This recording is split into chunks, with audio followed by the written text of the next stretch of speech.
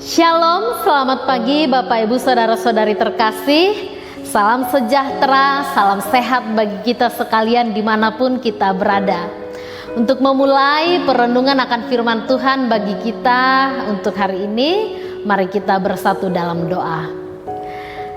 Damai dan kasih-Mu ya Allah kiranya yang memerintah hati dan pikiran kami, agar hati dan pikiran kami boleh tertuju kepada firman Tuhan yang sesaat lagi akan nyata di tengah-tengah kami.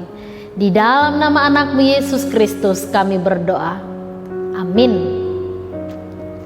Renungan harian untuk kita pada hari ini didasarkan pada ayat Alkitab yang tertulis pada Mazmur 37 ayat 37. Perhatikanlah orang yang tulus dan lihatlah kepada orang yang jujur. Sebab pada orang yang suka damai akan ada masa depan.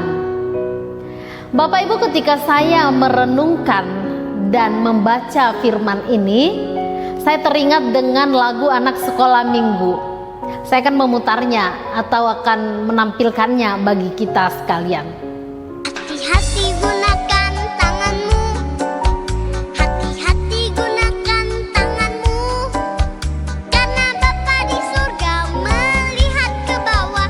Hati-hati gunakan tanganmu, hati-hati gunakan kakimu, hati-hati gunakan kakimu, karena Bapa di surga melihat ke bawah.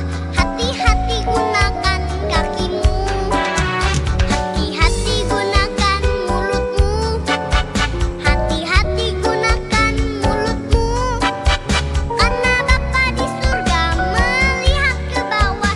Hati-hati gunakan mulutmu. Apa yang menarik dari lagu ini adalah liriknya yang mengatakan, karena Bapa di surga melihat ke bawah, hati-hati gunakan tanganmu, kakimu, matamu, mulutmu, tubuhmu. Segala sesuatu yang ada pada kita harus dipergunakan dengan kehati-hatian, karena Bapa di surga melihat apa yang kita lakukan. Ungkapan ini juga dinyatakan oleh pemazmur. Daud mengatakan bahwa di hadapan Allah tidak ada satupun dari setiap perkataan, perbuatan kita yang tersembunyi.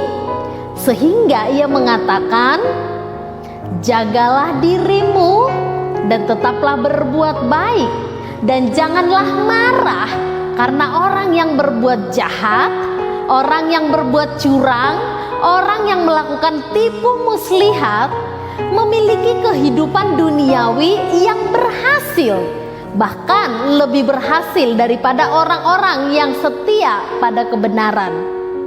Pemazmur mengatakan orang-orang yang seperti itu adalah orang-orang fasik, dan mereka itu serta semua kebahagiaan yang diraihnya dalam kefasikannya adalah bagaikan keindahan padang. Mereka hanya akan menikmatinya sesaat, tetapi kemudian kehilangan apa yang kekal. Mereka akan mendapatkan kebahagiaan semu, namun akan kehilangan apa yang menjadi kebahagiaan kekal. Orang-orang fasik itu akan ditertawakan oleh Tuhan. Dia akan dilenyapkan, bahkan akan dibinasakan oleh Tuhan. Sedangkan orang-orang yang hidup benar akan bergembira, mendapatkan kesejahteraan kekal, dan mewarisi negeri perjanjian.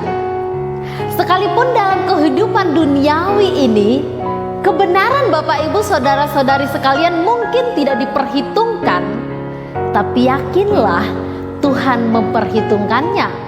Ia akan menyaksikan kebenaranmu dan memberikan yang terbaik menjadi bagianmu. Saudara-saudari yang terkasih di dalam nama Tuhan Yesus Kristus, belajarlah dari orang-orang yang hidupnya jujur, tulus, dan mencintai kedamaian. Jangan merusak pendirianmu dan jangan memengaruhi pikiranmu dengan melihat kehidupan-kehidupan orang fasik. Jangan jadikan mereka teladan yang memengaruhi kepribadianmu.